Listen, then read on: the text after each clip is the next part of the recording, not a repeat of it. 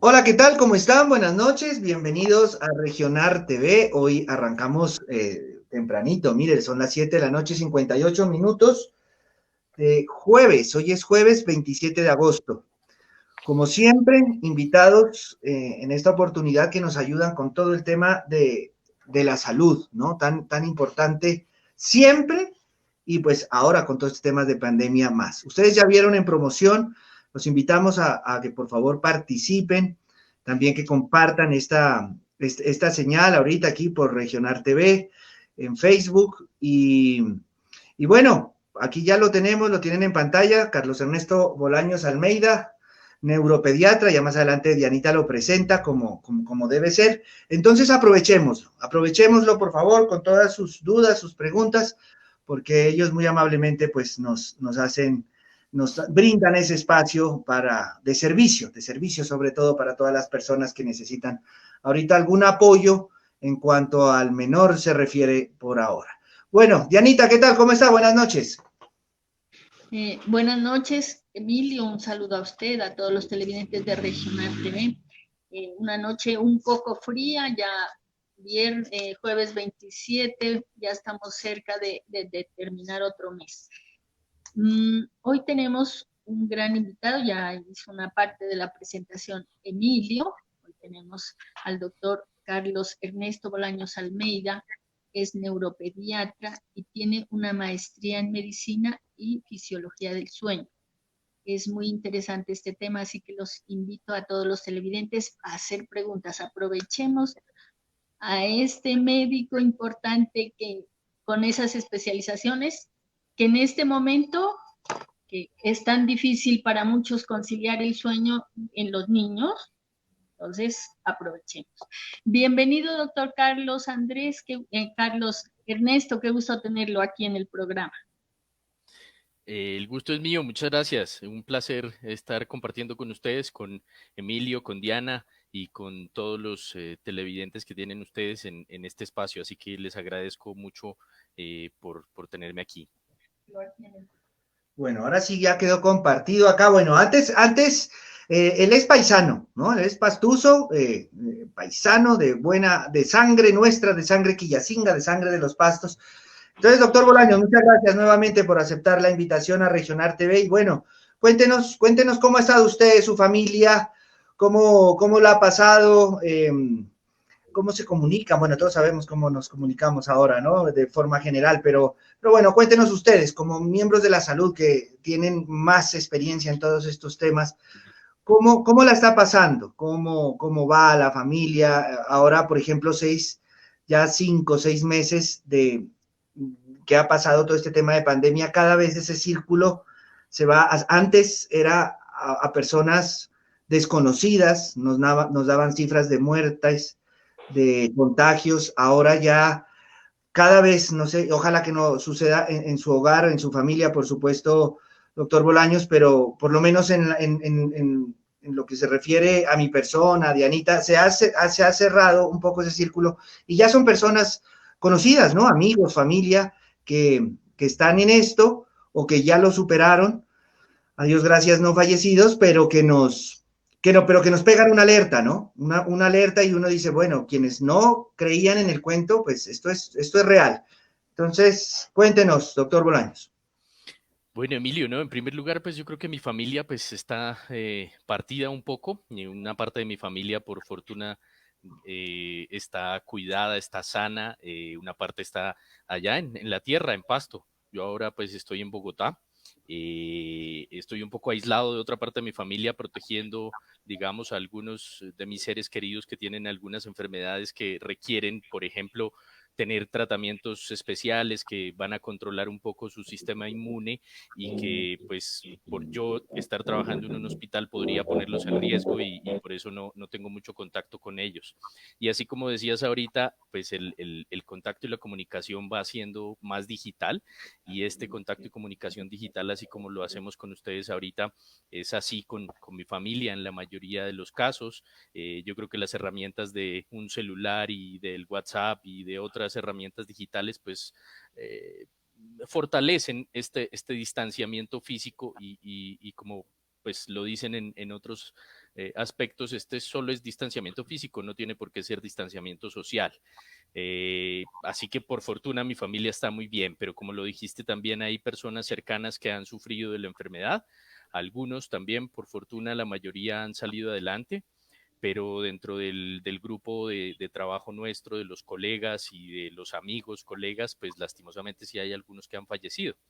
Entonces sentimos un poco esa carga, esa pena y también ese, ese dilema de tener la zozobra tal vez en muchos de nuestros colegas que pues están expuestos de manera directa a este virus y pues sentimos un poco la compañía de nuestras familias para dedicar ese tiempo a las personas que necesitan de nuestra ayuda y pues lo seguimos haciendo con el mayor cariño, con la mayor humildad y con la mayor entrega posible.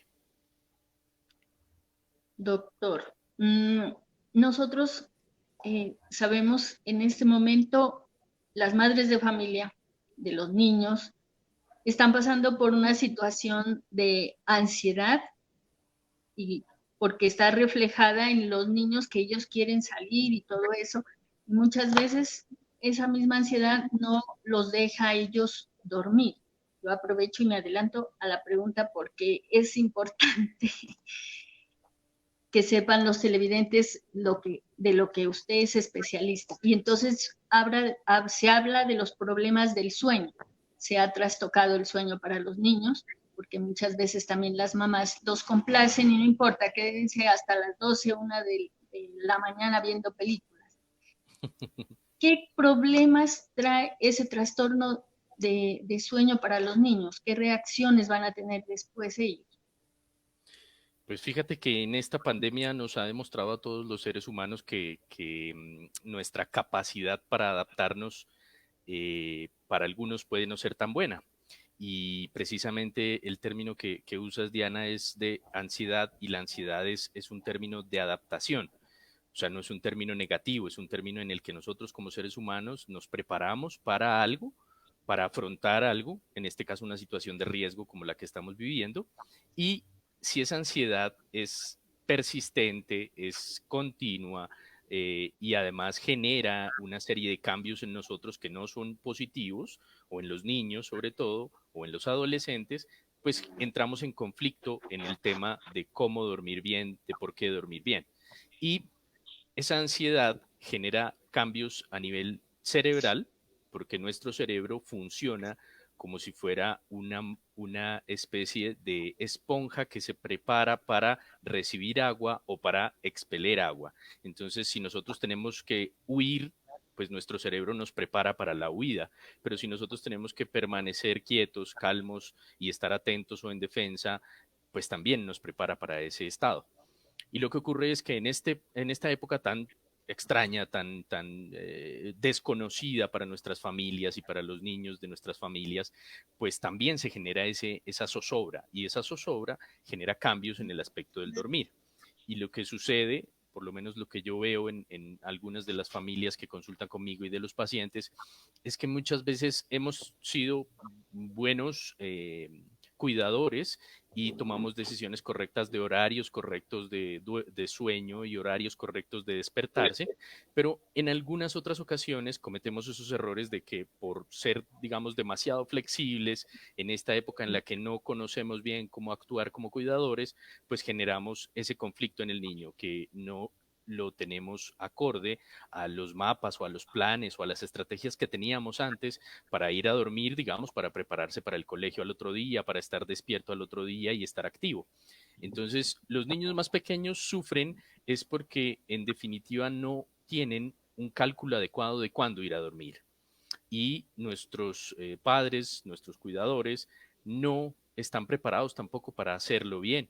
No se sienten cómodos al tener que tomar ciertas decisiones con los horarios porque la vida en familia dentro del hogar también cambió. Y también cambió porque los horarios de casa, de trabajo y de hacer quehaceres domésticos también cambiaron. Y al otro día, para esos niños pequeños, genera ese conflicto de no saber a qué horas dormir, pues también genera no saber a qué horas levantarse. En especial, uno ve mucho y con más complicaciones los adolescentes. Los adolescentes son pues muchachos jóvenes que están enfrentados a cambios hormonales, a cambios sociales, a la evolución de sus conductas y con el devenir de la tecnología, pues hace que se acuesten cada vez más tarde. Y antes, entre los días de colegio, pues de todas maneras tenían que tener una rigurosidad para levantarse muy temprano y asistir a su colegio, y los fines de semana intentaban recuperar algo de ese sueño perdido. Pero ahora no lo logran porque no hay una diferencia tan sustancial entre los días de semana y el fin de semana. Y existe ese choque entre lo que debería ser, lo que procuramos hacer como familia y las dificultades o limitaciones de tiempo que a la vez existen para lograr coordinar eso que es un modelo, digamos, de crianza de esta pandemia, ¿no? Y yo creo que ahí hay más aristas, pues, donde uno empieza a escudriñar en las familias, a ver qué es lo que sucede. Pero en principio es esa la circunstancia, es esa todo el temor y la ansiedad, como tú lo decías, que genera ese conflicto y ese cambio en el estilo de sueño. Sí, muy complejo, pues, y quitó este tema de pandemia. Mire, yo creo que yo tengo una duda por el tema, no me vayan a hacer olvidar para hablar como los síntomas, ¿no? Hay ya de los bebés, que en cuanto a la COVID se refiere, a ver en qué nos puede colaborar también el doctor Bolaños, pero mire, ya aquí tenemos unas dudas. Natica Guerrero, ella también estuvo con nosotros, no, creo que no, ya no se graduó con nosotros, pero muy conocida, por supuesto. Un saludo muy especial, Natica Guerrero, un abrazo fuerte. Dice, desde que empezó la pandemia, mi hija de 7 años ha tenido muchos más problemas para dormir, muchas pesadillas, enfatiza. Sí, es uno de los síntomas del sueño, ¿no? Las pesadillas son elementos de un momento del sueño profundo nuestro en el que hay una comunicación entre los momentos de imaginación y la realidad que vive el niño en su día. Casi siempre están relacionadas con cosas que el niño hizo en el día o escuchó en el día. Entonces se junta esa imaginación, se junta con esa actividad de memoria del día a día. La mayoría de las veces las pesadillas no son una enfermedad por sí misma. La mayoría de las veces las pesadillas pasan y al día siguiente, es más, el niño casi nunca las recuerda, casi nunca tiene alteraciones secundarias a la pesadilla y sigue una vida bastante normal. ¿Qué sucede? Que cuando cambiamos nosotros el estilo, el momento de sueño y sobre todo los tiempos de sueño por esta circunstancia que estábamos analizando hace un minuto, eh, al tener una diferencia entre los tiempos de sueño, que por ejemplo antes de la pandemia podrían ser para una niña de 7 años, como nos cuenta Natalia, de alrededor de 9 o 10 horas de sueño total, pues en este tiempo de pandemia probablemente esa dimensión total pues pueda ser menor. Y cuando nosotros tenemos más limitaciones para dormir bien, para dormir un periodo normal para nuestra edad, pues probablemente aparecen más episodios de pesadillas o aparecen más episodios de insomnio o más episodios de otras cosas que llamamos nosotros problemas del despertar en el sueño, como el sonambulismo, que son niños que se levantan, caminan por la casa y están activos en ese momento del sueño sin tener una conciencia como tal de la actividad. Y pues es bien importante tomar en cuenta 2 o 3 condiciones. La primera es esa que hablé ahorita del tiempo de sueño, es decir, que uno lo que puede hacer para sus propios familiares, para sus propios hijos y para uno mismo es establecer unos horarios adecuados de sueño, unas agendas de sueño adecuadas para esta pandemia, como si estuviéramos viviendo en un día cualquiera normal de nuestras vidas en el que tenemos que establecer nuestra salida para el trabajo en el caso de los adultos o la salida para el colegio en el caso de los niños y el establecer horarios para el día, tanto para hacer tareas, deberes, descanso, etcétera, y para la noche lo mismo, generar rituales para ir a dormir, costumbres para ir a dormir. Por ejemplo, ¿cuáles son las costumbres que tenemos nosotros? Pues algunos se bañan o bañan al niño, se duchan o lo ponen en una tina, un vaso de leche caliente, té, agua, etcétera, y asistir al niño a veces a la cama. En esas condiciones se genera un ritmo de sueño que puede ser habituador para este niño. Si nosotros pensamos que eso es repetitivo, recurrente, generalmente logra mantener y adaptar ese ritmo de sueño de manera más adecuada. No siempre es fácil. Obviamente, no todos tenemos la posibilidad ni de tener el tiempo, ni la paciencia y a veces la tolerancia para hacer esos cambios, pero en general lo primero que hay que hacer es evaluar eso, reevaluarlo para uno mismo, para su familia y reevaluar para aplicarlo en nuestros propios casos de nuestra vida diaria como adultos también. Antes Ya, de, antes de que se me pase esa pregunta, ya que lo mencionó, doctor, lo del sonambulismo. ¿Por qué se genera eso? Porque, bueno, de niña me pasaba eso, entonces mis papás tenían muchos problemas conmigo. Entonces yo quiero saber, aprovechando esta oportunidad, sacarme de esa duda, ¿por qué se genera? ¿Qué pasa? ¿Cuándo se puede terminar eso? ¿O hasta cuándo le puede durar eso?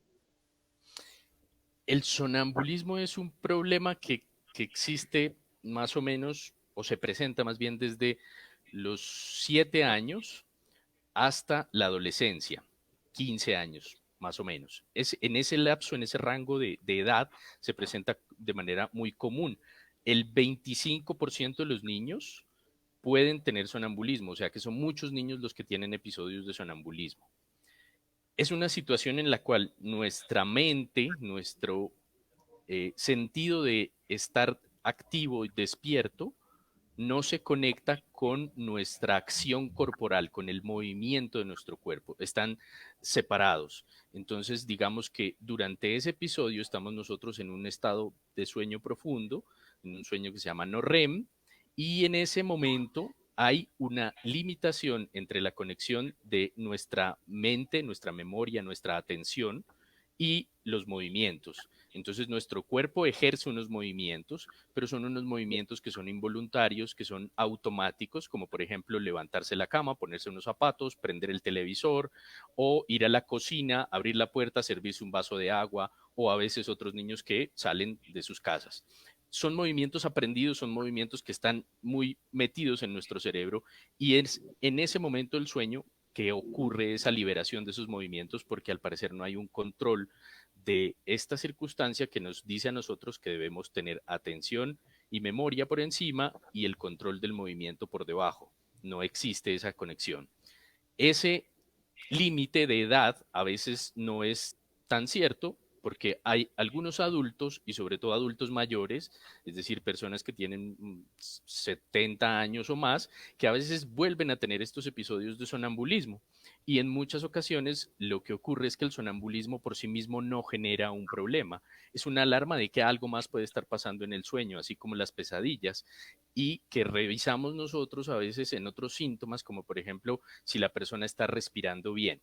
Las personas que roncan o que tienen paradas de respiración cuando duermen, que se llaman apneas, son personas que probablemente también tengan más episodios de esos, los niños o los adultos mayores, y por lo tanto se presentan como un síntoma adicional. Pero el sonambulismo en sí mismo, por esa razón, no se trata en la mayoría de los casos. Es un signo importante para predecir que si mi niño, mi niña tiene un problema de sonambulismo, pues yo lo que tengo que estar atento es al riesgo que está corriendo en mi casa. Es decir, asegurar las ventanas, asegurar las puertas, evitar que entre a la cocina. Ojalá si en la cocina pues hay cosas como cuchillos, licuadora, otros elementos que produzcan riesgo, pues ojalá estén bajo llave y no tengan esa posibilidad de tener contacto. Hay algunas otras estrategias en las personas con sonambulismo a veces en el momento en que abren la puerta de su habitación, pues tienen unas campanas que hacen sonar y esas campanas hacen que se despierte la misma persona o que los familiares que estén alrededor de él también se despierten para poderlo atender. Pero sin embargo, pues hay muchos mitos alrededor del sonambulismo y muchos mitos en todas las regiones de Colombia. En nuestra región del sur hay muchos mitos alrededor del sonambulismo que están relacionados bueno, con espíritus, con fantasmas, con otra serie de condiciones, pero que pues no se han demostrado hasta el momento que tengan una realidad. Y además, otro mito muy, muy importante es que no podemos despertar a las personas cuando están en ese estado, ¿no? Realmente podríamos despertarlos, los llevamos hasta su cama, los acostamos nuevamente y explicamos qué fue lo que pasó.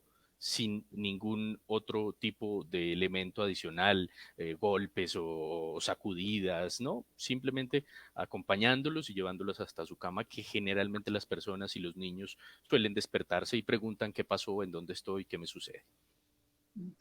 Mire qué importante, bueno, primero, ahí le quedó claro, Dianita, muy bien el tema del sonambulismo, y también, doctor Bolaños, creo que esto de no despertarlo, y qué bueno que usted haya enfatizado en eso, ¿no? Que hay que despertarlos, pues es mejor, ¿no? Llevarlos y bueno, venga nuevamente a la cama, tranquilo, no hay problema, porque creo que el Chavo del Ocho fue el que nos metió ese mito a todos y a todas las generaciones. No se los puede despertar, ¿no? Porque eso es cierto. O sea, el Chavo del Ocho generó muchos impactos, muchos mensajes, y creo que ese mito de no despertarlos puede venir desde allá. Pero qué bueno que lo traiga a colación. Yo tenía otras preguntas, pero mire que hay muchas madres de familia y por supuesto ellas son las principales y la idea es que les ayudemos bueno, aparte, ¿no? Acá el doctor Bolaños muy amablemente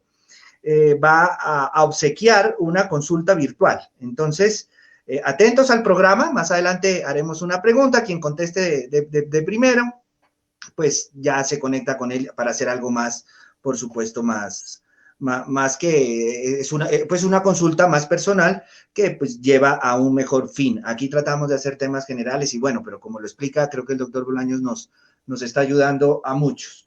Entonces, sigue Elizabeth Arciniegas. Qué bien ver a Carlos hoy, un experto y referente para hablar de estos temas. Sin duda, abrazos. Bueno, ya Elizabeth, también otra amiga, cuando ya tenga sus niños, ya pues lo consultará. Por eso, un saludo también. Bueno, Martica Brava, Santi, Gaby, Sonia, Olguita y yo viendo al mejor de todos. Por supuesto, por eso está aquí también. Martica Bravo, ella misma dice, mi hija de 8 años duerme demasiado, se acuesta tarde y se levanta muy tarde también. ¿Es normal mientras se adapta al reingreso al colegio? Es una pregunta bien interesante y pues antes de eso un saludo especial a Elizabeth y a Martica. Muchas gracias por sus mensajes. Y esa pregunta que hace Martica en referencia a Gaby, su hija, tiene que ver con algo que pues va a suceder ahorita saliendo de la pandemia y sucede cuando los niños entran de vacaciones. Eso va a suceder cuando los niños tengan que ingresar nuevamente al colegio, que yo esperaría personalmente que no sea muy pronto, que ojalá podamos darle un poquito más de largas a ese ingreso escolar presencial. ¿Y qué sucede? Que cuando están los niños en vacaciones o estamos en esta pandemia, pues lo que hablábamos ahorita, el tiempo y las adecuaciones para dormir y los momentos para dormir, pues están completamente desconectados. No hay una norma, no hay una horario específico y muchas veces pues nuestras familias no están preparadas para asumirlo tampoco de una manera tan categórica porque de pronto este estilo que tenemos nosotros de crianza ahora es un poco más diciente de algunas condiciones de flexibilidad y en algunos momentos como estos, pues deberíamos tener algo más de carga de generar disciplina para ese hecho de ir a dormir. ¿Qué ocurre? Pues que obviamente si yo hago el cálculo de la hija de Martica, de Gaby, que nos dice que duerme tarde y se levanta tarde, pues para 8 años Y que más. duerme demasiado, ¿no? También dice, duerme demasiado, se acuesta tarde y se levanta muy tarde también. Es el otro punto importante.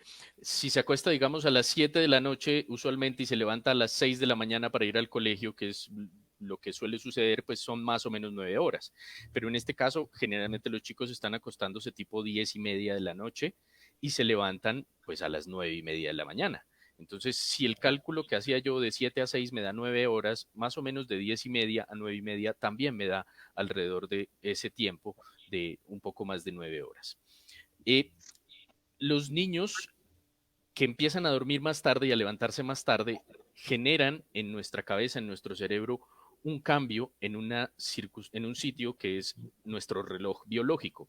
Ese sitio se llama el hipotálamo y en el hipotálamo está el reloj que nos dice si es de día, si es de noche, nos hace calcular más o menos el tiempo y nos hace predecir en qué momento debemos nosotros hacer ciertas actividades. la luz solar es mandato importante para ese reloj biológico y por eso digamos que cuando es el anochecer, en general las familias en el campo que no tienen o no tenían antes luz, pues obviamente se iban a acostar y se iban a acostar con el atardecer y se levantaban al amanecer. Ese tiempo pues quedó atrás porque nosotros tenemos luz, tenemos actividades, tenemos elementos de comunicación diferente, habilidades digitales, por ejemplo, que son distintas, y todo eso hace que nuestra capacidad para que el niño se adapte, pues también cambie. Entonces debemos nosotros hoy en día mediar con los niños para lograr acercarnos. Cuando eso no ocurre, pues obviamente que en los lapsos en que esta niña va dejando de dormir correctamente, pues a la final se suman los números de horas que le hacen falta, es decir, tiene una deuda de sueño. Y por esa razón, en algunos momentos probablemente la niña duerma más. Esa es una posibilidad. La otra posibilidad es que realmente la niña tenga un problema de sueño exagerado. Y ese problema de sueño exagerado es una dificultad que tiene nuestra cabeza, también nuestro cerebro, para poder predecir que ya está bien de dormir, que ya me recuperé, que ya no tengo esa deuda de sueño. Entonces, hay algunos cerebros que tienen ese problema y en los niños, sobre todo en los adolescentes, se presenta más ese problema de hipersomnia, que es la medida de sueño exagerado en el día. Si ese problema es persistente, es decir, que dure por lo menos más de unos 15 o 20 días en que el niño duerme demasiado, dormir demasiado para un adolescente puede ser que pase 12 o 14 horas del día durmiendo, en ellos es un síntoma de alarma para pensar en otras enfermedades que son por fortuna muy raras, por fortuna muy extrañas, pero que se presentan y que yo a veces las veo en mi consulta. Una de esas enfermedades que alguna vez hemos visto e inclusive también en el Chavo del Ocho, como lo mencionaba ahorita Emilio, aparecía, que es la cataplejía. Es una enfermedad en la que la persona, el niño, adolescente, se asusta o lo hacen reír y se cae al piso, se desploma. Esa cataplejía entonces se asocia con problemas de dormir demasiado que se llaman narcolepsia. Esa es una enfermedad rara, pero es una de las enfermedades que podemos nosotros ver en algunos niños. Y en este tema del COVID, un poco para regresarnos, digamos, al complemento de eso, en este momento del COVID, lo que yo pues usualmente hago con mis pacientes, con las personas que van a mi consulta, es hablarles de la higiene del sueño. Y hablarles de la higiene del sueño es, ojalá, organizar esos temas para el diario vivir.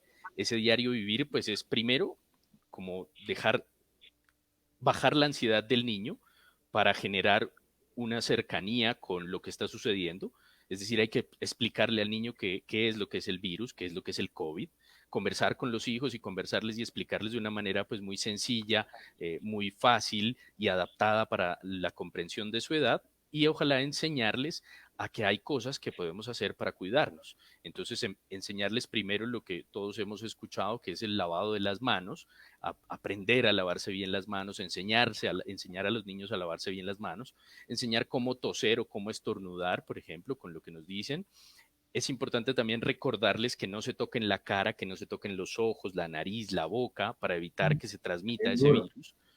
El saludo es muy importante porque en nuestras comunidades, en nuestras regiones, pues que somos muy afectuosos, muy cariñosos, que nos gusta abrazarnos o darnos besos o con los abuelitos o las abuelitas que uno se da el besito siempre, pues hay que decirle a los niños que en esta época pues hay que mantener esa distancia y que mantener la distancia no significa que no se los quiera, sino que es otra manera de expresar ese cariño. Utilizar el tapabocas siempre, en todos los lugares que estemos fuera de nuestro hogar y cuando estemos pues con personas que estén obviamente no conocidas en nuestro hogar, enseñarles la manera como limpiar las cosas que tenemos a nuestro alrededor, los juguetes, los elementos de cocina, los platos, las cucharas que usan ellos y obviamente también hasta donde sea posible enseñarles a qué hacer si ocurre una emergencia. ¿Qué hacer si ocurre una emergencia en la casa? Por ejemplo, decirles, mira, es que tienes que llamar a este número que es el de las emergencias, enseñarle cómo llamar al número de las emergencias. Y recordarles, a veces es lo que yo hago, por lo menos en el hospital donde trabajo, que es el Hospital La Misericordia, nosotros hacemos unos recordatorios pues, para los padres en los que generamos un espacio de confianza, así como estos, hay teleconsultas en las que organizamos siempre un espacio de confianza para que se puedan trabajar y educar de mejor manera a los padres acerca de no solamente de las enfermedades que tratamos nosotros allá, sino del COVID en general. Y esos puntos me parece que son parámetros importantes, ¿no? O sea, por fuera de lo que estamos hablando del sueño, es bien importante que se permanezca y se haga un llamado como a darle continuidad a estas acciones y que en las familias lo promovamos, lo promulguemos y obviamente a través de lo que ustedes han hecho, sé que Emilio y Diana lo han venido haciendo durante todos sus programas y me parece que eso es muy loable y es el trabajo de ustedes seguramente se verá reflejado en lo que pase en nuestra región. Ojalá, ojalá, sí. ¿Por qué? Porque a veces preocupa cuando entra el tema de la confianza, ¿no? Si bien ahora el 1 de septiembre entraremos a otra fase, que también está bien, está adecuado, eh, el autocuidado, ahora más que nunca el autocuidado, esa responsabilidad individual, yo creo que es muy importante y estarla, dele, dele, dele. El cambio de cultura, dicen por ahí, o no, dicen por ahí, es así, el cambio de los hábitos generan el cambio de cultura y pues nos tocó cambiar la cultura, la pandemia nos obligó. No sé, Dianita, si tiene a la mano comentarios o continuamos. Señora, ¿no le escuché? Los comentarios o las preguntas de los televidentes. Ya. Entonces, seguimos con María Arellano Ortiz. Súper chévere, también un saludo. Súper chévere el espacio, además un tema súper importante, porque el cuento, ay, se me corrió aquí. Porque el cuento del sueño creo que está afectando a la mayoría de los niños en esta pandemia. Yo usualmente tenía rutinas de dormir con los hijos, pero en esta pandemia dejaron de funcionar. Bueno, eso nos cuenta. Ah, bueno, pero adelantémonos acá porque tiene una pregunta ella. Más adelante dice, yo quisiera preguntar, mi hijo es un niño que está todo el día en movimiento y en la noche incluso cuando duerme se mueve mucho, como que su cerebro continúa activado. ¿Eso a qué se debe? Bien interesante, muchas gracias María por la pregunta y es algo que comúnmente se cuestionan los padres y es que el niño se acuesta de un lado, digamos, con la cabeza pues para la cabecera de la cama, pero amanece del otro lado. Y dicen muchas veces, no, es que el niño se sacude, brinca, patea y muchos de nosotros conocemos también personas adultas que hacen lo mismo. Hay dos diferencias, digamos, para enmarcar esta circunstancia. La primera es que los niños y los adolescentes que están en el día a día activos y que tienen una carga de trabajo y ejercicio muy alta, durante las noches, usualmente eso hace que les cueste mucho más llegar a conciliar un sueño normal. Y por lo tanto, los movimientos de las piernas, sobre todo de las piernas, algunas veces de los brazos, pero más de las piernas, se vuelven repetitivos. Y esos movimientos de las piernas a veces no les permiten a ellos, los que están más activos en el día, con más actividad física, sentir que están durmiendo más fácil. Se demoran más en dormir y algunas veces esos niños que tienen, digamos, cierto grado de inquietud, pues genera también inquietud para dormir en un sueño normal. El otro aspecto son los niños y niñas que tienen dificultades para el control de los movimientos justo cuando se van a dormir. Y es una sensación que algunas personas también adultas tienen y son unos movimientos intermitentes o unas sensaciones en las piernas intermitentes que son como corrientazos, como quemazones, como actividad eléctrica, eso.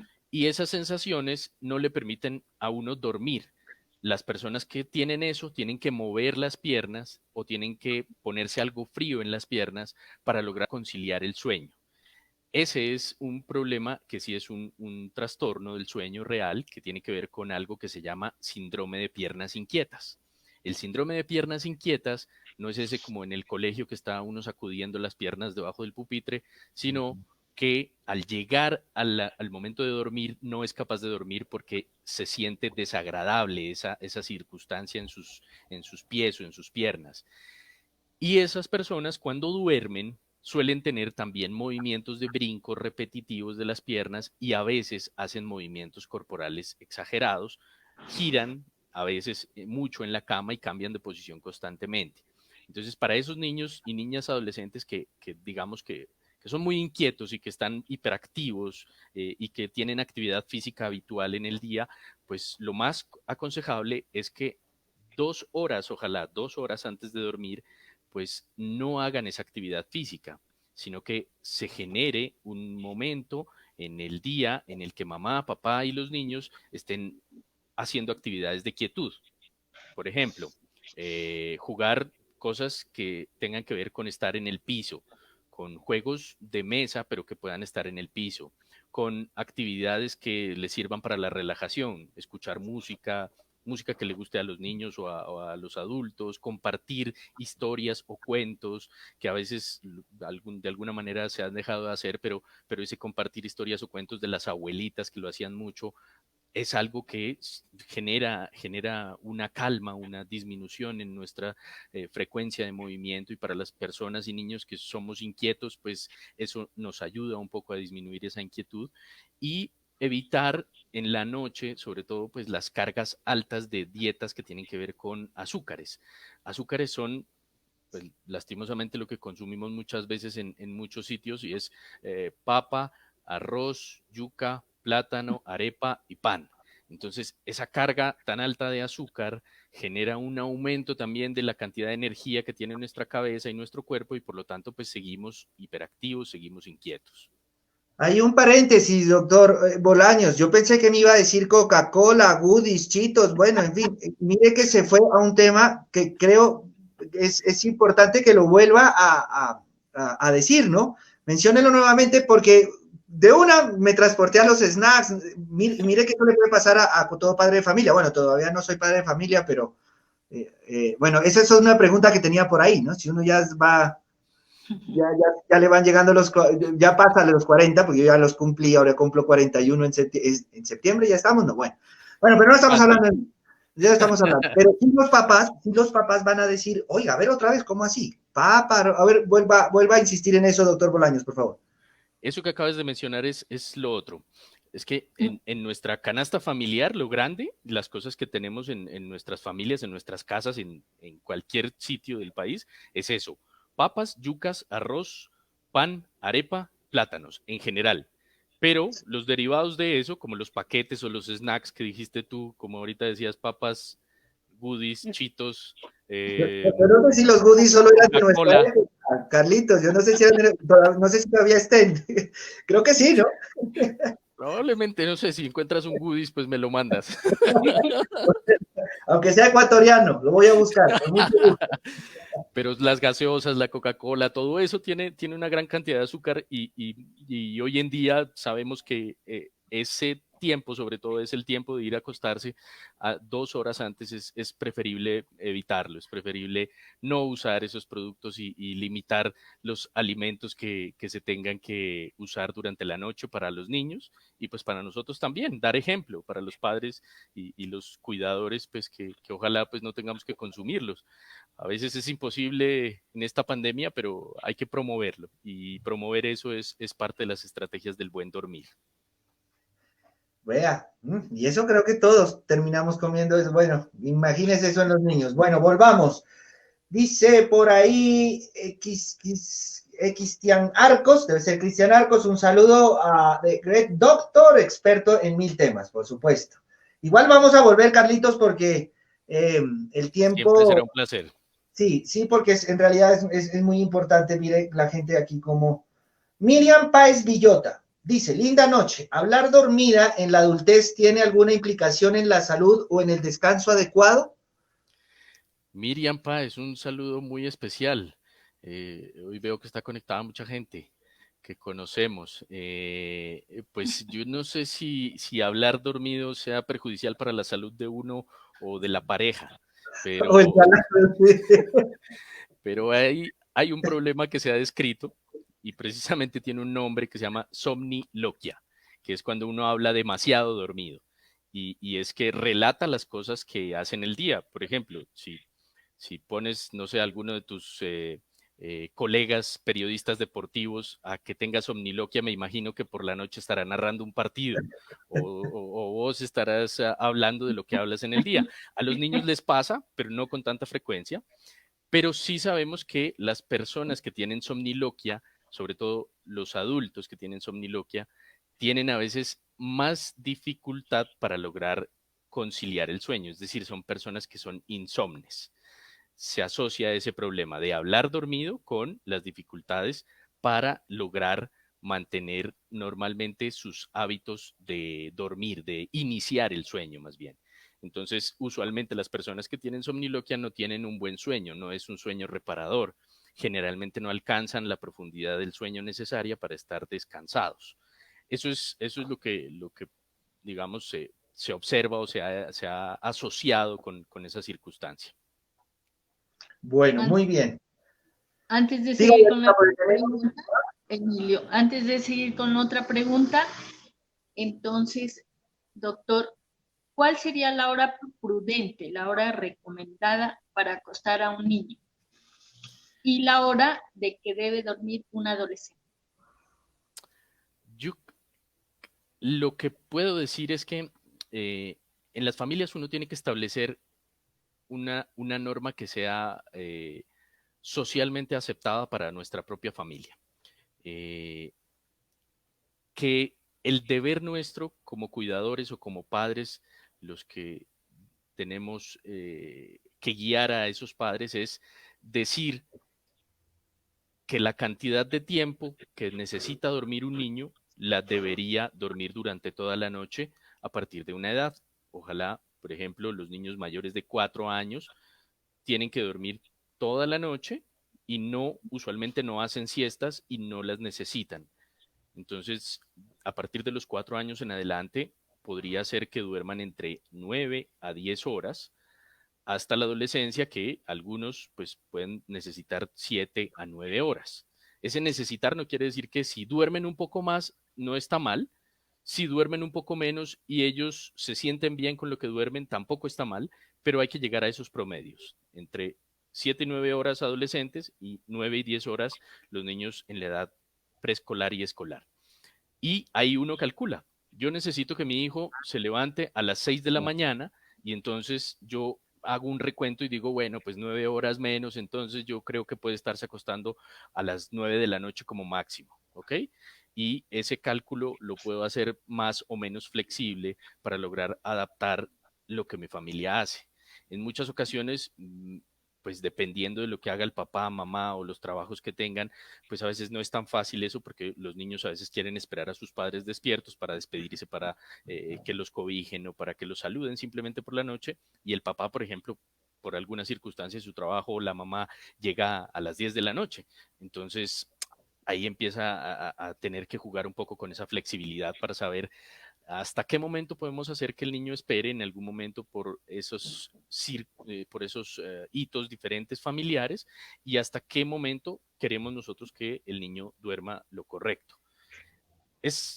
En esencia es lograr esa flexibilidad, y en esencia lograr esa flexibilidad a veces incluye que reconozcamos que nuestras familias pues pueden tener errores para dormir, y esos errores para dormir han sido aprendidos a través del tiempo.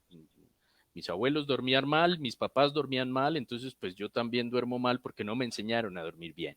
Pero probablemente pues le podría enseñar yo a mis hijos a dormir bien. Esa es una de las estrategias que uno debe considerar. Y todo lo que juega de efectivo alrededor del momento de ir a dormir, que lo estábamos mencionando ahorita. Los que sí durmieron bien fue algunos que andan por allá en sesión en el Congreso, ¿no? Ellos sí les enseñaron a dormir, pero muy bien desde la familia, yo creo, porque eso, sí. Si no están jugando solitario, no todos, no me gusta nunca generalizar, pero duermen muy bueno. Sí. Vea, dice aquí, Alma Alicia Almeida Arellano, felicitaciones, qué claridad de pensamiento. Así es. Carlos Orlando Wilches, un gran saludo y admiración al doctor Bolaños. ¿Cuáles pueden ser las repercusiones en el neurodesarrollo más significativas en los niños menores de 14 años posteriores a este confinamiento? Y es una pregunta muy bien hecha, Carlos Orlando, un placer, muchas gracias por la pregunta. El neurodesarrollo de nuestros niños tiene muchísimas aristas, pero las más importantes relacionadas con la pandemia, yo creo que tienen que ser con la organización de nuestras habilidades del lenguaje, es decir, con cómo nuestros niños desarrollan la capacidad para comunicarse con otros niños y con los adultos. Ese puede ser un inconveniente porque pues están en un sitio cerrado en donde papá, mamá y si de pronto tienen hermanos, tienen la fortuna pues de lograr comunicarse en el estilo de los niños y a su nivel, pues generarán un lenguaje y una comunicación específica. Pero los que no tengan hermanos y los que los padres no puedan estar siempre con ellos, pues generalmente no van a tener la posibilidad de estar estableciendo un lenguaje normal y una comunicación habitual. Eso creo que va a ser un marcador de riesgo para los niños que tengan esas condiciones al salir de la pandemia. El otro marcador de riesgo es para los adolescentes en el tema de la socialización, porque la virtualidad, si bien es cierto que nos permite a nosotros tener una cercanía social distinta, pero no asegura que nos unamos como grupo social. La cercanía física a veces en los adolescentes y en los preadolescentes es necesaria para que se reconozcan ciertos aspectos entre ellos de digamos, de querer convivir ciertas cosas, de querer vivir a ciertos estilos de aprendizaje de su sociedad, de tener unas normas entre los adolescentes de convivencia. Eso en la virtualidad creo que no es tan cercano, no es tan fácil de observar. Y eso en el desarrollo social, pues seguramente podrá tener un riesgo de tener limitaciones para ese grupo de niños. Creo que en los otros aspectos, la parte de motricidad puede que no se vea alterada, puede que no. La parte de coordinación que tiene que ver con el equilibrio, con la forma en cómo yo domino ciertos aspectos de los movimientos finos, pues sí se puede ver alterada, porque definitivamente los niños estando dentro del hogar no pueden tener una convivencia de calle, y esa convivencia de calle o de parque hace que tengan otros estilos de aprendizaje de los movimientos. Entonces, por ejemplo, el niño que no puede salir al parque, pues no monta bicicleta, no monta patineta, no monta patines y no desarrolla ese nivel de coordinación y equilibrio. O sea que puede ser un riesgo. Pero generalmente todos estos límites del neurodesarrollo, si van bien acompañados posterior a la pandemia por una familia que esté bien informada, pues probablemente van a ser superados. No quiere decir que todos van a tener unas limitaciones graves o severas o serias y que todos van a sufrir de una enfermedad o de unos trastornos en esas áreas, pero sí que están en riesgo y esa exposición al riesgo pues ojalá se limitara. Hay muchos aspectos de esa limitación que están discutiéndose precisamente para evaluar el regreso a clases, ¿no? Dentro de eso, pues están esos ambientes de recreación y de diversión que tienen que ver también con el desarrollo de nuestra capacidad de ser asertivos y afectivamente cercanos.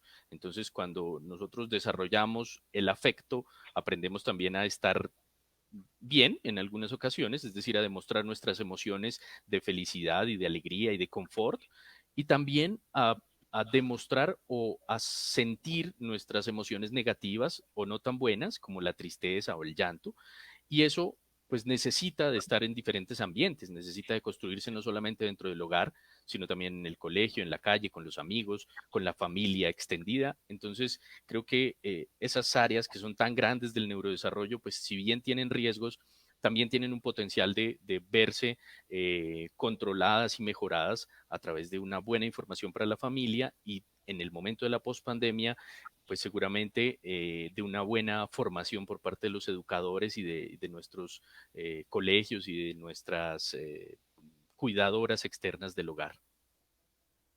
Muy bien, clarísimo.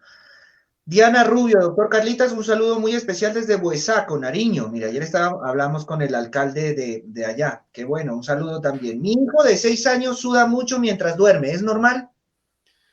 A, la, 6 años. A Dianita, un saludo especial en Buesaco y a todos los televidentes también de allá.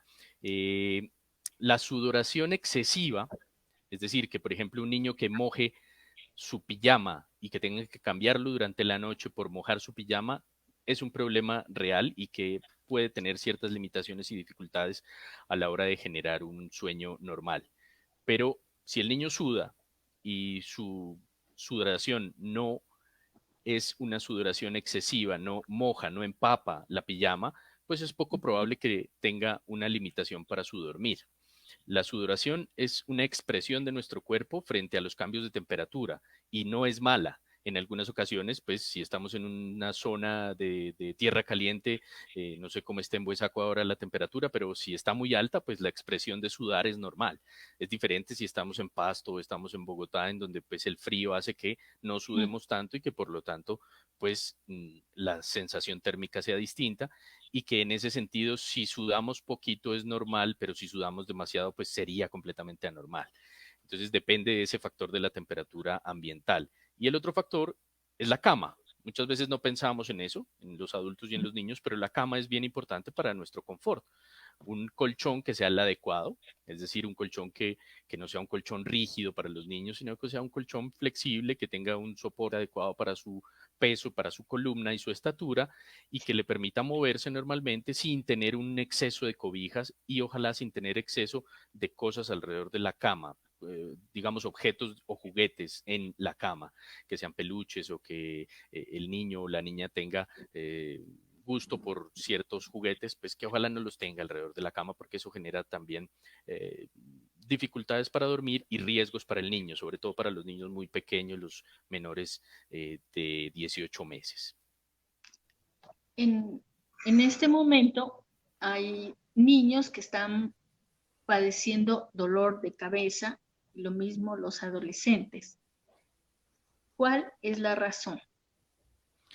Es verdad y lo hemos visto con mucha más frecuencia.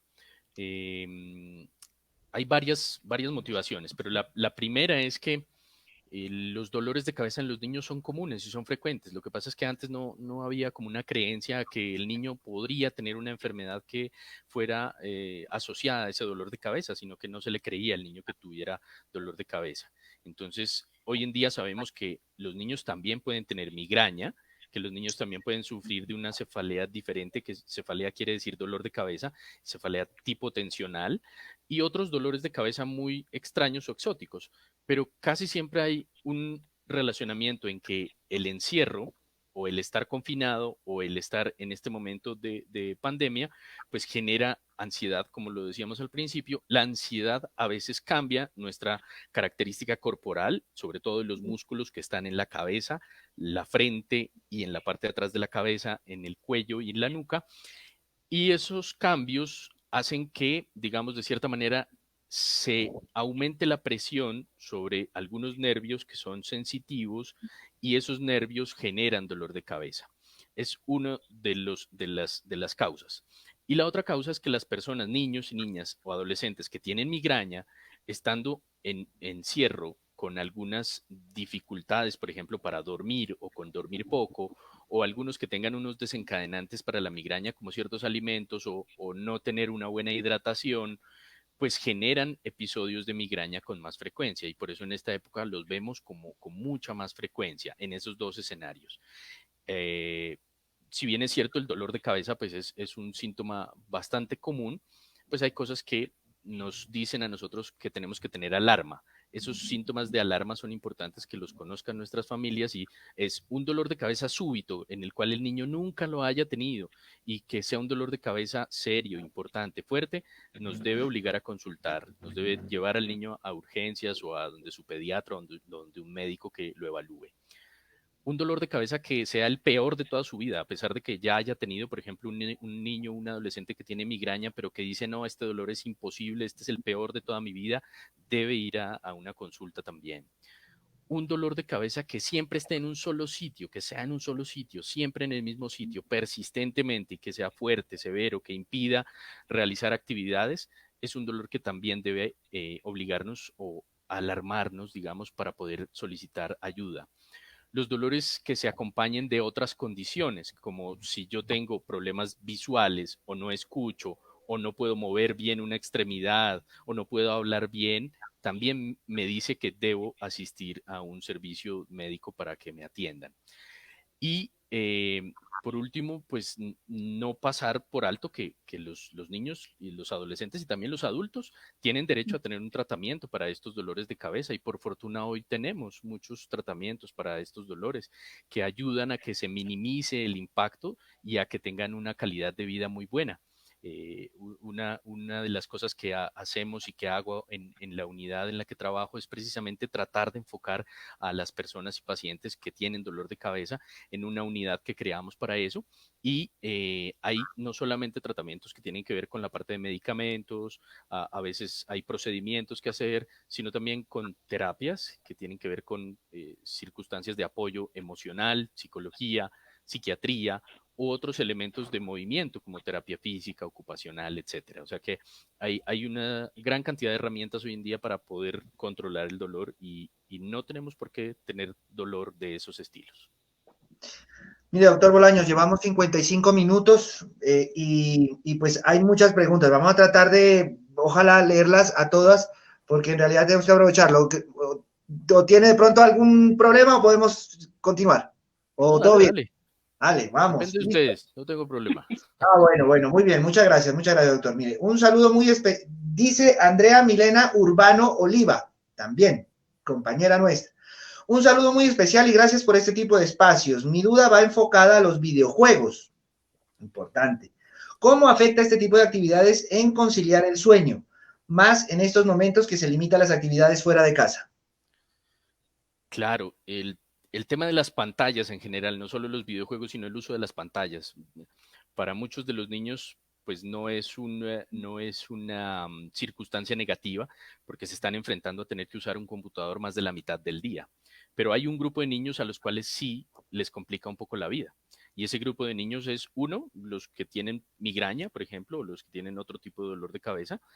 Si están expuestos a una pantalla con videojuegos o con otras circunstancias durante más de una hora, pues eso genera probablemente un mayor impacto y podrían tener dolores de cabeza. Es decir, que la recomendación sería ojalá usarlo el menor tiempo posible en cualquier momento del día. Hacer en la mañana paradas de 45 minutos y descansar por lo menos 7 o 10 minutos de la pantalla y después regresar si están en el colegio virtual. Y en las noches, pues volvemos al punto de preparación para dormir. Y la preparación para dormir debe hacer incluir que los videojuegos ojalá no estén dentro de ese rango del momento previo a dormir, porque pues esos elementos generan aumento de nuestra atención focal y nuestro cerebro cuando se prepara a tener atención focal está más vigil, está más activo y por lo tanto menos predispuesto para ir a dormir.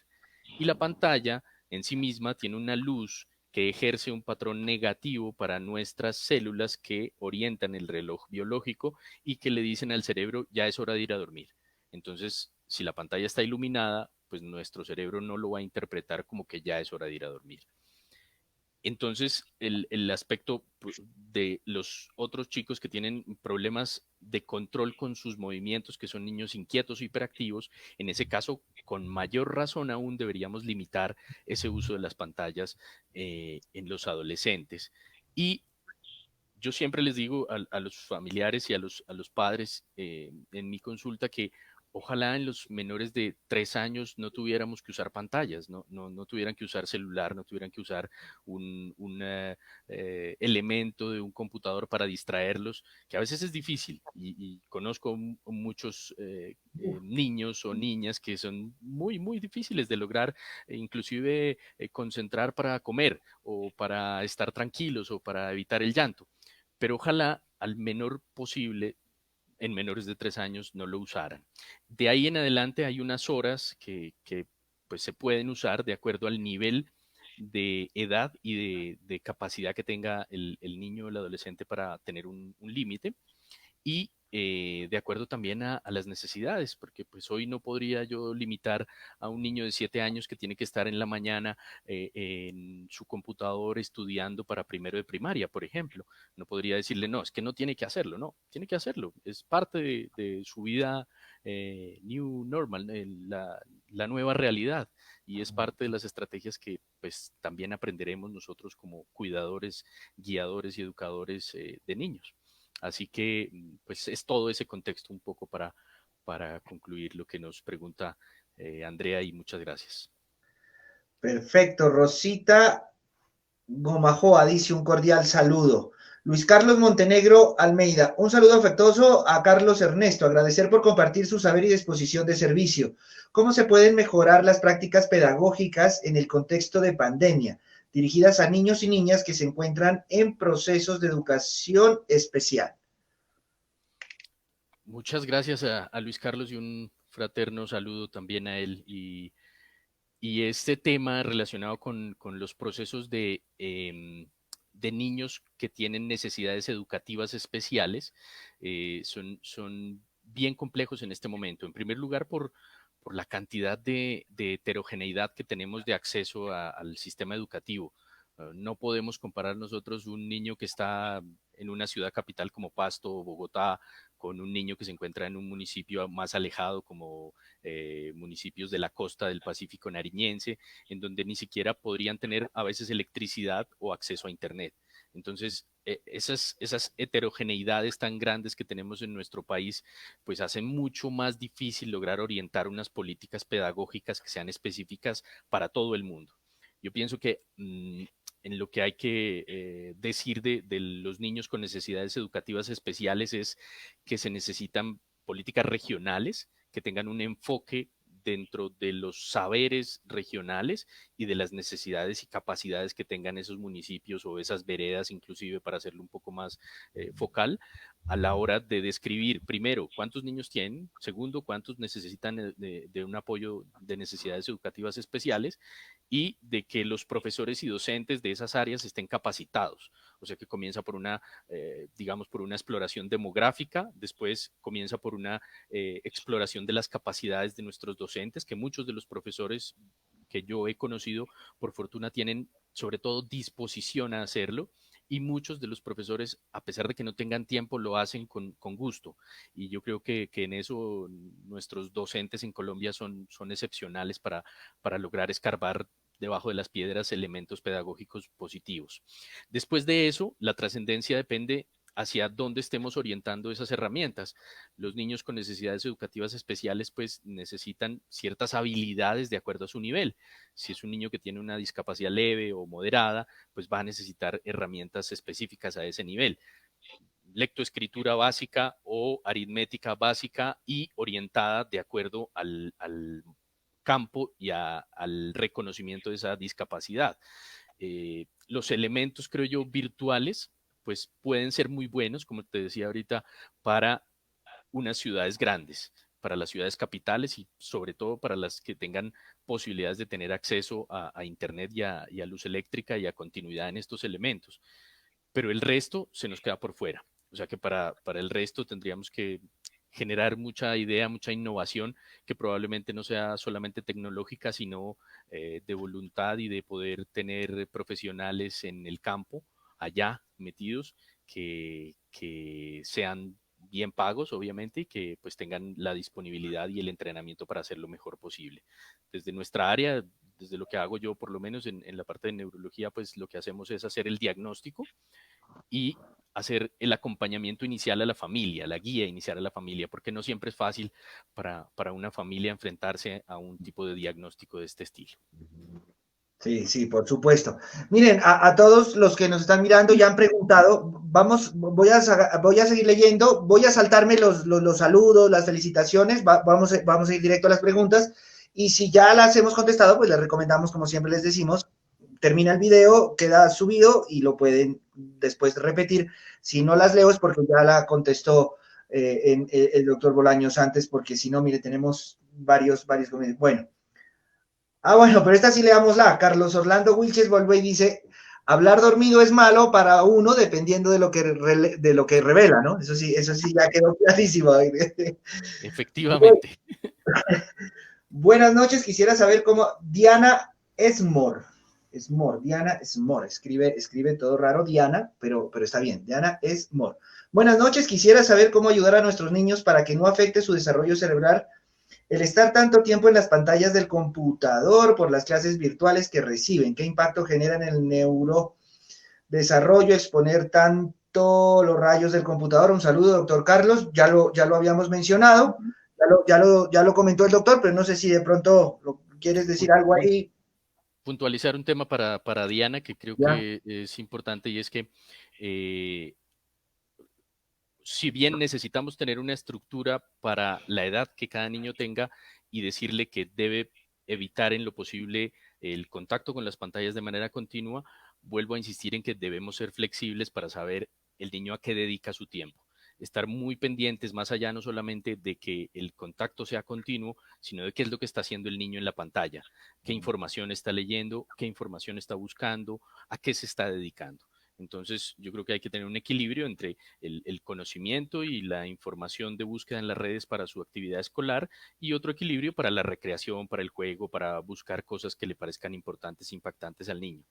Y la pantalla en sí misma, creo yo que hay que desmitificar un poco que no es tan mala tampoco. La pantalla le permite a uno tener esa conexión con el mundo externo que es tan necesaria hoy en día en esta pandemia y de aquí en adelante.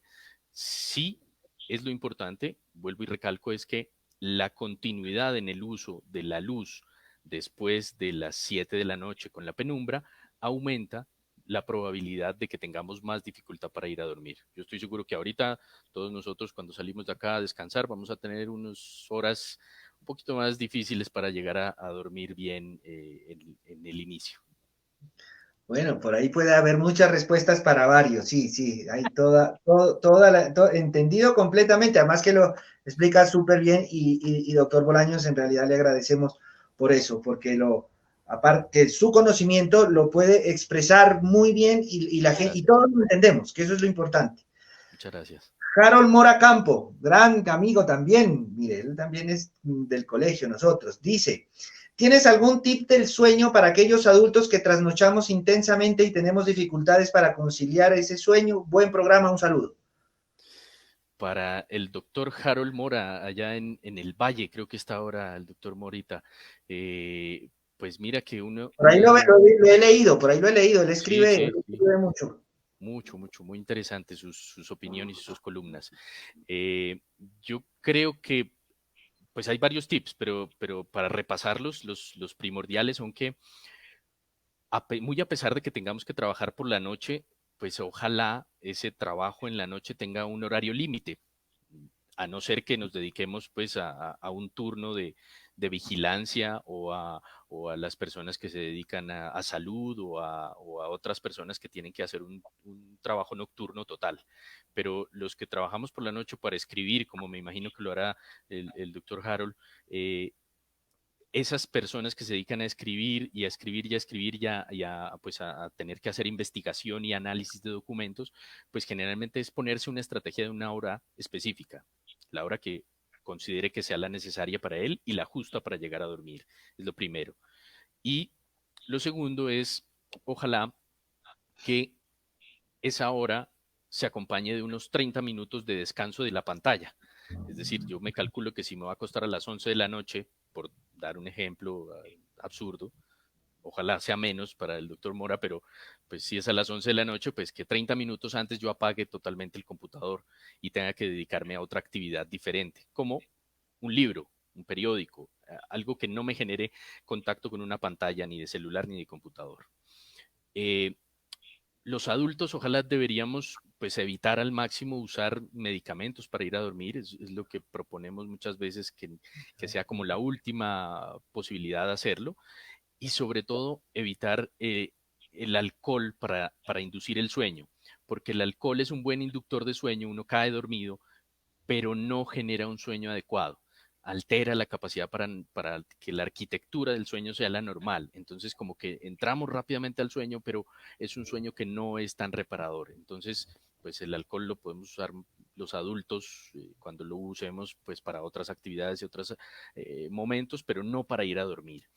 Y el ejercicio de que cuando yo estoy trabajando, pues estoy haciendo una labor, pues tengo una actitud del trabajo y ojalá esa actitud pues se acompañe también con mis hábitos. Digamos, no, es que voy a trabajar por la noche, pero pues me quedo en pijama, estoy en pantaloneta y no me preparo para el trabajo, sino pues que tengo que tener una actitud para trabajar y un vestido, entre comillas, para trabajar, pero es una preparación mental. Y en la noche, pues esa preparación mental también tiene que acompañarse en ese momento. O sea, que si yo ya sé que a esa hora pues voy a descansar, entonces voy y me cambio y me pongo mi pijama y si quiero termino de leer el libro que tengo que leer y luego paso a la cama. Y evitar trabajar en la cama. Es muy importante para muchos de nosotros que a veces acostumbramos a leer cosas en la cama o a trabajar con el computador en la cama, evitarlo. El sitio de trabajo debe ser el sitio de trabajo en nuestra casa y eso es la mejor estrategia y algunos de los tips que pueden usarse. Exactamente, eso sí es muy cierto y uy, es muy frecuente, es muy frecuente. Yo incluso lo vi esta tarde y llamé la atención, pero no me hicieron caso. Bueno, Rosita Gomajoa dice nuevamente, ¿no? Buenas noches. ¿Qué pasa con los niños que se autoagraden? Agreden, perdón, se autoagreden. Vale, Rosita, muchas gracias por estar atenta y la pregunta. Eh, la autoagresión es un tema que tiene que ver con muchas condiciones de nuestros niños y adolescentes y sobre todo relacionado con problemas de conducta en algunos niños que tienen discapacidad cognitiva o que tienen autismo o que tienen problemas de personalidad en algunas ocasiones. Ese es un grupo. El otro grupo es la autoagresión de los niños en la edad preescolar, que usualmente sucede entre los 2 años a los 3 años. Y es cuando comienzan ellos a tener un cambio de personalidad en el que se dan cuenta que son voluntarios y que pueden tomar decisiones. Y en esas ocasiones, los niños en algunas ocasiones pues se agreden, se arañan, se mutilan, a veces los dedos o las uñas. Y en esas ocasiones no son más que, entre comillas, un fenómeno de pataleta, de una emoción frustrante que no puede controlarse ante circunstancias que le generan intolerancia, que les llamen la atención, que les quiten un juguete, que les digan que ya es hora de acostarse, que les digan que tienen que comer, etcétera. Ese es ese grupo de niños en los que son más bien pequeñitos y que no tienen ningún otro problema, ninguna otra enfermedad, pero que se agreden o se muerden, es más un cambio en su estado de personalidad que suele ser pasajero.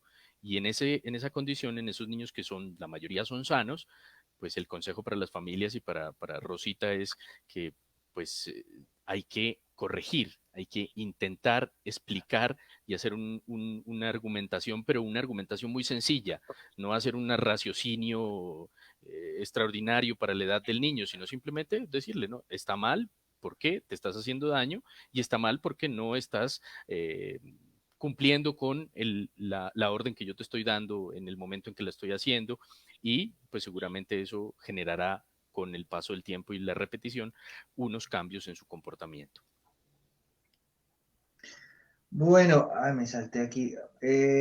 Juan Carlos Larrañaga, un saludo, envía también desde Medellín. Ya quedó respondida la pregunta, escribió ahí, también era con el tema de videojuegos. Un saludo a Juan Carlos, él se encuentra en Medellín también. Saludos, un abrazo fuerte. De nuevo, Rosita. Ay, es que ¿por qué me está saltando esto así? Bueno, gracias al doctor y al equipo que hacen posible que este espacio muy importante de la salud de los niños y niñas. Muchas gracias, Rosita. Qué gran invitado. Lo que me ha funcionado, o sea, Rosita dice también, lo que me ha funcionado es apagar mi celular. Bueno, yo no sé si me salté, no, ahí llevamos bien. Bueno, listo, vea, vamos avanzando. Estamos evacuando las preguntas, que bueno. Yo tenía anotadas por aquí dos cositas rapiditas. Por ejemplo, los niños que duermen con sus mascotas, ¿no? Antes las mascotas y el perro era para que cuide los ladrones y el gato para qué servía, para que case los ratones en las casas en nuestra época. Ahora no, ahora sí ya hacen parte de la familia, los queremos mucho, bueno, en fin. Los niños que duerman con mascotas o plantas, aumentémosle ahí, no sé, doctor Bolaños, ¿qué dice? Bueno, la convivencia en general con las mascotas en nuestras familias es algo ya de común eh, acuerdo entre los padres y los niños, pero esa convivencia también debe ser de común acuerdo entre en dónde debe dormir la mascota y en dónde debe dormir el niño, porque en general lo que se aconseja es que tengan unos espacios y que esos espacios pues les sirvan a la mascota para su descanso y al niño o a la familia, al resto de la familia para su descanso. Es lo que se procura. ¿Y por qué se preocupa? Porque en general hay algunos niños, no son pocos, son muchos los niños que tienen enfermedades alérgicas a sus mascotas. Eso en la noche produce alteraciones respiratorias, obstrucciones, apneas, ronquidos que generan un mal dormir. Y esos niños o niñas que tienen esos problemas, pues al día siguiente van a estar deshechos, no van a haber podido descansar, van a tener más problemas de comportamiento, van a ser niños más inquietos, al contrario que pasa con los adultos, en los niños que no duermen bien al otro día están más hiperactivos, el adulto va a estar caído, dormido, cansado, pero el niño no. Y el otro aspecto importante es que pues no siempre las mascotas pues están bien cuidadas. Ojalá todas las mascotas estuvieran, por ejemplo, vacunadas, desparasitadas, sin enfermedades en la piel.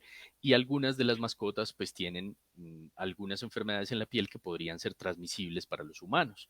Eso lo describen mucho los veterinarios en los consejos que dan ellos para el cuidado de la mascota. Eh, el otro hecho importante es que la relación de cercanía con la mascota, pues debe hacerse de acuerdo a la edad del niño, porque si es un niño muy pequeño, pues al niño muy pequeño no le pueden dar una responsabilidad muy grande sobre su mascota. Si es un niño más grande, sí, y la responsabilidad sobre su mascota es el cuidado. Entonces el cuidado pues tiene que ver con sacar a pasear al perro, recogerle sus deposiciones, darle de comer, etcétera. Cosas básicas que las puede hacer un niño un poco mayor y que en general pues pueda tener unos 9, 10 años y que sea consciente y que logremos nosotros como cuidadores darle esa responsabilidad. Y en ese caso, darle la responsabilidad también es mejor que tenga ese espacio para dormir y decirle, bueno, podemos compartir con el perro, pero hay unas normas específicas para que no se suba a la cama o para que no esté con nosotros durmiendo en la cama. Creo que no todos lo cumplimos, me incluyo porque cuando he tenido mascota, pues tampoco lo he hecho al 100%. Hay veces que el perro se sube a la cama y uno lo deja pues y se duerme y a la final no pasó nada. Pero pues para el niño que sí tenga esos inconvenientes y que tenga esos riesgos, pues no le va a ir bien. Lo que sí recomiendan muchísimo a los veterinarios es no le dé besos en el hocico, ¿no? Total. Eso sí, que creo que es clarísimo porque es que, mire, el gato, el perro, se lamen el ano, entonces siempre va a tener algo ahí en el hocico. Entonces, hay que hablarlo así, con las palabras que son para entenderlo. De resto, sí, bueno, si ya dicen los baños que podemos dormir con las mascotas, entonces vamos a seguirlo haciendo.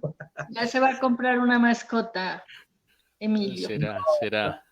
A mí se me murió mi gato tricolor que me lo atropellaron aquí afuera ya hace unos mesecitos, pero bueno, ojalá llegue, no el reemplazo, pero sí, estamos pensando a Llega ver otro, qué puede venir. llega otro. Muy, muy, muy duro. Esos son dolores que también es que esas mascotas ahora, esos son los dolores muy duros cuando se van. Bueno, Dianita, a ver, ¿qué dudas más? Porque si no, ya creo que estamos muy bien, vamos cerrando, 1 hora 17 minutos. Le volvemos a agradecer al doctor Bolaños por su tiempo. A ustedes, muchas gracias. Quedaría otro tema, pero creo que se va para otro programa porque con los pacientes, los niños que tienen epilepsia, en estas circunstancias me queda una duda ahí. ¿Cómo se está viviendo este encierro y todo eso? Doctor, ¿le han llegado las consultas de pronto que se les ha aumentado sus ataques de epilepsia? ¿Han tenido complicaciones? Desafortunadamente sí, hay un grupo de niños con epilepsia que son bastantes, los pacientes con epilepsia son muchos, son muy frecuentes los niños y adolescentes con epilepsia. Eh, Uno son los que lastimosamente sus empresas prestadoras de salud no pueden o no logran suministrarle los medicamentos completos en esta época de pandemia por dificultades administrativas o por desabastecimiento o por causas desconocidas, pero entonces los niños se quedan sin medicamentos y convulsionan más. Y otros son los chicos que pues lastimosamente siguen enfermándose y empiezan a expresar su enfermedad en este momento de pandemia y pues muchas veces hay familias que viven muy lejos y que les cuesta llegar hasta una ciudad para lograr tener el acceso a medicina especializada y otras en ocasiones son por temor, por el temor de la pandemia a salir de su casa. A veces me he encontrado últimamente con familias que tienen miedo de salir de casa por el temor a contraer el virus cuando tiene su niño una enfermedad de pronto mucho más grave o que también necesita mucha atención. Sería muy interesante que lo analicemos y poder conversar después de ese tema, que es un tema bien interesante y bien importante y que tiene Sí. mucha más tela de donde cortar. Con seguridad hay que hacerlo y tenemos que volver, doctor Bolaños, porque quedan muchos temas sobre el tintero. Mira, aquí llegaron dos preguntitas, pero ya en realidad lo vamos despidiendo, doctor, por supuesto. Una es, aunque ya se tocó el tema de las mascotas, pero ella sí dice algo muy importante, dice Isabel Amador, ¿qué influencia puede tener la presencia de un animal en la vida y el desarrollo de un niño? Creo que lo mencionamos nada más por un espacio. Yo creo que el, el tener una mascota dentro de la familia debe ser tomado como, nuevamente lo repito, como un eje de responsabilidad para toda la familia, un eje de responsabilidad para generar cercanía entre un niño y su mascota y que haya afecto y la demostración del afecto hacia su mascota. Ese es el primer aprendizaje que tienen los niños usualmente, el desarrollo de la capacidad de poder demostrarle afecto a otro ser, que no sean sus padres, por supuesto. Y el siguiente aspecto es el aspecto de poder socializar de otra forma, porque nosotros socializamos con los seres humanos, con estilos de comunicación, lenguaje y paralenguaje, y con los animales, pues nosotros socializamos de una forma completamente diferente. A través del juego o a través de los gestos del animal, pues nosotros también comprendemos cosas. Si el animal pues me gruñe y me saca los dientes, pues yo estoy seguro que de pronto pues va a estar molesto. Pero si el animal mueve la cola y está brincando, pues entiendo que probablemente está más tranquilo y que está asequible. Y eso lo aprenden los niños también, a identificar esos factores que son no directos del lenguaje, sino de una comunicación de esos gestos. Y eso también es importante para los niños. Bueno, muy bien. Ahora, mire, a Jairo Andrés Coral hay que leerlo porque para que recuerde ustedes de las distancias capitalinas colombianas allá en la ciudad de Bacatá, del indio Bacatá, porque por ahí decían a veces, ¿no? Cuando hubo esto con el Deportivo Pasto, nos decían, ustedes, los indígenas, ¿cómo va? Momentico, ¿cómo? ¿Y el indio Bacatá, acaso quién es o qué? No, indígenas y muiscas y chipchas y quillacicas, esos También somos habían todos muiscas. el, el 80% de nuestra población, pero bueno, sin ánimo de generar ninguna polémica, por supuesto, todo es con respeto y amor. Pero vea, el humor nuestro, lindísimo. Dice Jairo Andrés Coral Campaña, un saludo. Un saludo, doctor Bolaños, muy interesante la charla. Me voy a acostar al guagua. Entonces ya si quieren... al Está bien. querido, al querido Jairo Coral, a mi amigo el negro, un abrazo muy grande, que vaya a cueste al Ay, guagua tempranito. él es de la generación nuestra, de No, Champa. no, eso es un amigo de la universidad, gran Ah, ok. profesional físico, también pastuso, muy brillante. Bueno, muy bien, un saludo. No tengo el placer de conocerlo, pero bueno, ahí está el humor nuestro. Yadira Gamajoa, gracias por compartir estos espacios. Mari Bravo, también, queridísima amiga nuestra. Muchos saludos a Carlos Bolaños, admiro su labor. Yo creo que ya ahora sí está todo listo. La pregunta del animal está perfecto. Tengo ya, esta sí, la del COVID, doctor Bolaños, y también me preguntan de concebir en pandemia. Y eso está muy ligado al tema del COVID, pero ¿qué decirles a las parejas que están pensando en concebir en los próximos, no sé, meses? O las que ya concibieron, probablemente. O Claro. también, por supuesto, o las que están en este momento Sí, sí, en proceso, planeándolo. planeándolo. Mira, los colegas pues que dedican a esa área han escrito, digamos, cosas alrededor de la relación del COVID con el embarazo. Y por fortuna, al parecer hasta este momento, no hay una asociación de riesgo entre el COVID y estar en embarazo, hasta este momento. Lastimosamente, los datos se están haciendo y estamos en vía de conseguir datos para poder dar unas recomendaciones específicas de análisis que sean más objetivos. Hasta el momento, pues digamos, de estos probablemente llevamos, desde que comenzó en la China, llevaríamos más o menos 11 meses con esta enfermedad y ya hay muchas personas y muchas mujeres gestantes que ya han tenido sus bebés y han estado la mayoría bien, la gran mayoría bien.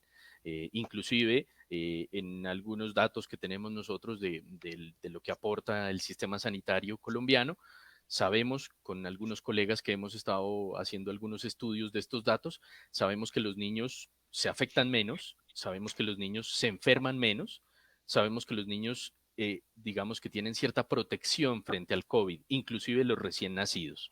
O sea que a pesar de que no pueda hacer una recomendación objetiva específica para los gestantes, para las gestantes y para las personas que quieran concebir, pues yo creo que vale la pena es que estén siempre acompañados de su obstetra, de su ginecobstetra, desde el principio, inclusive previo a la concepción. Tener una cita preconcepcional quiere decir que voy al ginecobstetra y al pediatra para prepararme para comenzar una vida de paternidad. Y en esos casos es mejor hacerlo así para que el médico que esté frente a mí me pueda decir a papá y a mamá, mire, estos son sus riesgos en este momento y usted los puede asumir o no los asume, ¿vale? Pero para los niños, para lo que puedo yo decirles de los niños es que por fortuna hasta este momento la circunstancia del COVID para ellos es menos grave.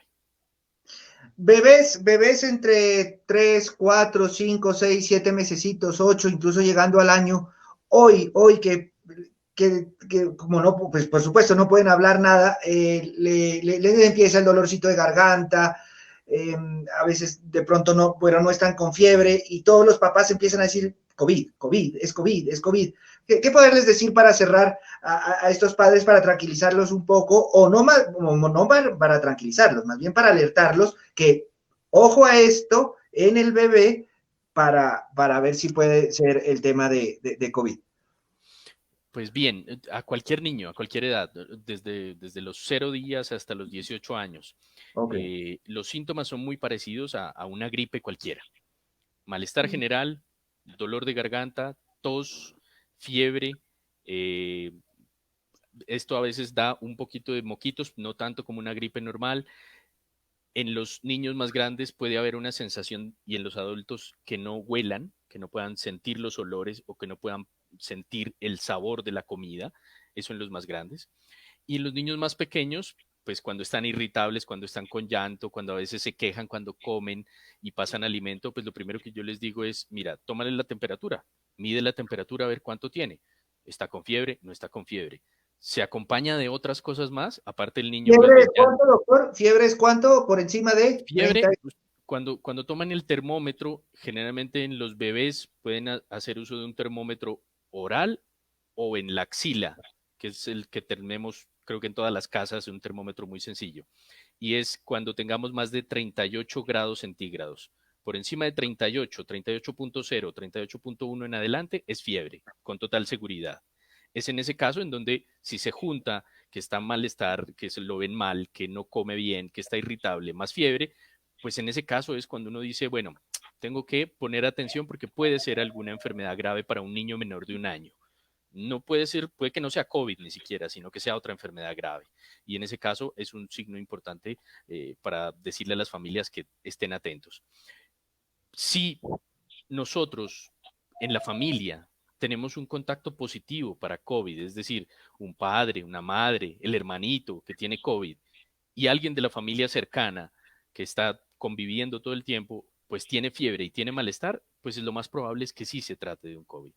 Y para eso, lo primero que hay que hacer es tener el contacto con la Secretaría de Salud del municipio o del distrito en donde se encuentren y llamar para informar, mire, me sucede esto con mi hijo o conmigo, tengo estos síntomas, ¿qué me aconseja? Y ahí en esos teléfonos de seguimiento les dan indicaciones específicas para decir, bueno, no, espere, puede quedarse en su casa o consulte en tal sitio.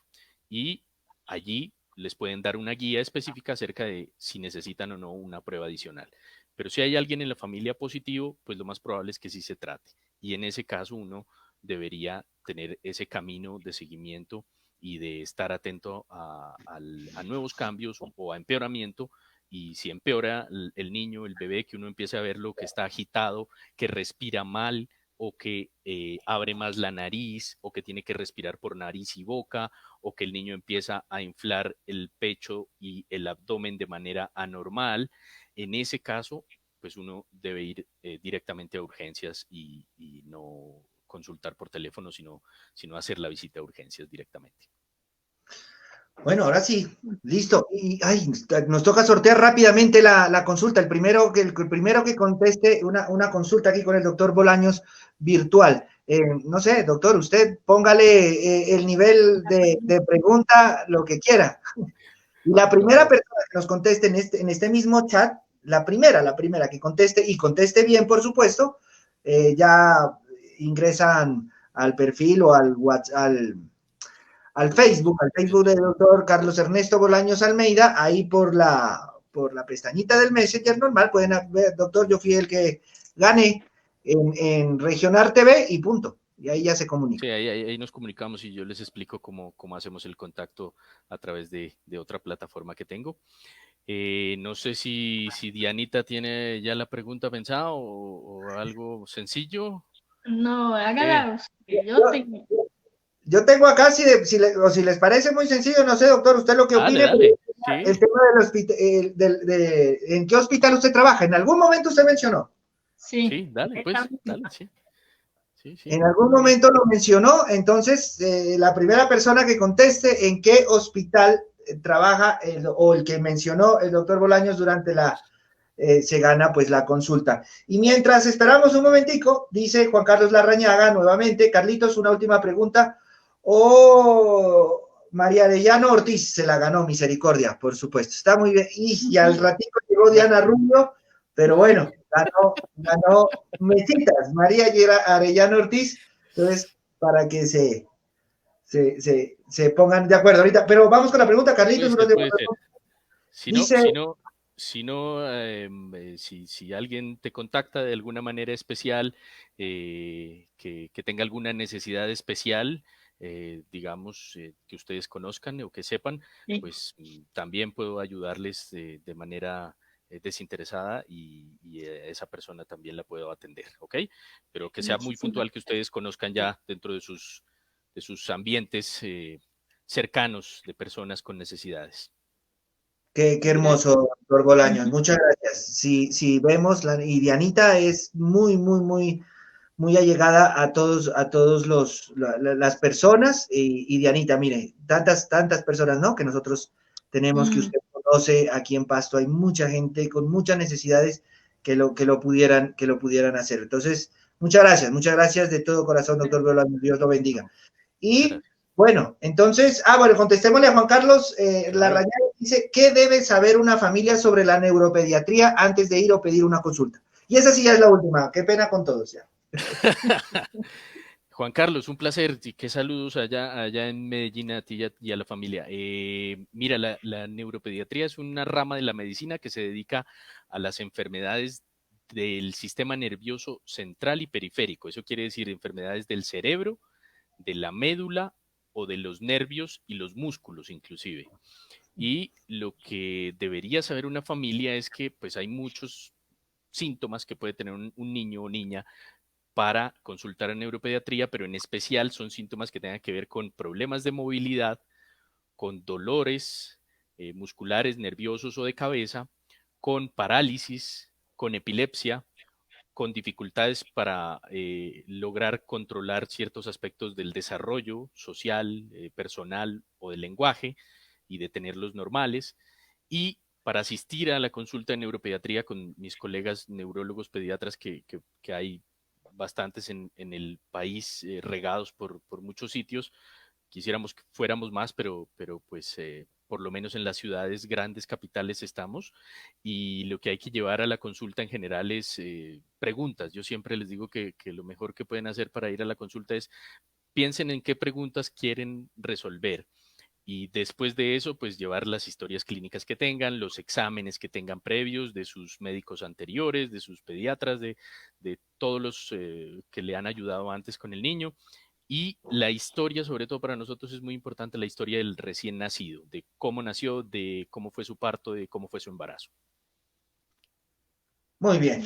Bueno, ahí siguieron escribiendo todos, Hospital La Misericordia, muy bien, muy buenas respuestas, pero pues ya esto, como es un sorteo, pues quién no quisiera a todos, pero bueno. Entonces, María Arellano Ortiz te va a escribir doctor Bolaños ahí en el Messenger y ya se ponen de acuerdo. O si no, me puedes escribir María y también te puedo dar el contacto. Perfecto. Eso es, muchísimas gracias, doctor Bolaños. A ustedes, muchas gracias. Feliz noche para todos. Doctor. A usted, doctor, por haber aceptado la invitación. Quedamos muy contentos y quedamos pendientes, porque incluso ahorita tengo otro tema, pero bueno, eso lo hablamos después. Muy interesante es el tema con mucho gusto. Siempre a la orden. Gracias, y gracias a los televidentes, gracias Emilio, y no nos olvidemos mañana, pues todavía tenemos pico y cédula 3, 4 y 5 y pico y placa 2 y 3 aquí en Pasto. A seguirnos cuidando, a aprender qué significa la palabra responsabilidad, porque esa es la que tenemos que aplicar de ahora en adelante. Responsabilidad individual. Así es, gracias Dianita, entonces nos vemos mañana con un nuevo invitado, mañana viernes es de cultura, entonces ahí estaremos. Doctor Bolaños, nuevamente muchísimas gracias, que le vaya muy bien, cuídese mucho, mucha suerte. Noche. Chao, feliz descanso. Lo mismo, doctor, que le vaya bien y volvemos más temprano que tarde, tenemos que volver rápido porque esto a la gente le importa y lo necesita mucho. Muchas gracias. Hasta luego.